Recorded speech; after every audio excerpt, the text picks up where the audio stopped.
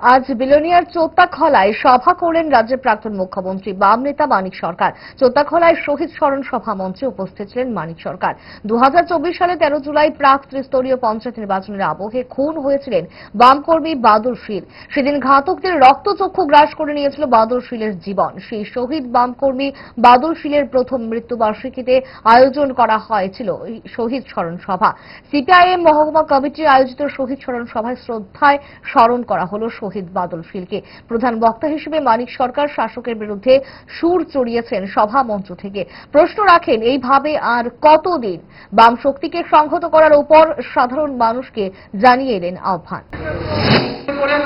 তাদের সঙ্গে যারা ভুলভাবে এখনো চলছেন তাদেরকে জাগরণ করে তাদেরকে ভুল থেকে শিক্ষা দিয়ে তাদের বিরুদ্ধে প্রতিবাদ জানিয়ে আমরা যে লড়াই সংগ্রামটা করছি, যে সংগ্রামে তাদের সমস্যার সমাধানের কথা আছে।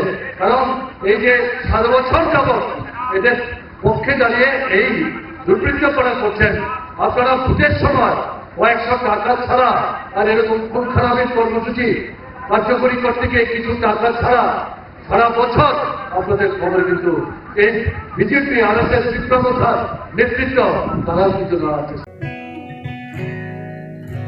জুড়ে থাকে বাঁধন আপনার চেয়েও আপন, জুড়ে থাকে বাঁধন আপনার চেয়েও আপন,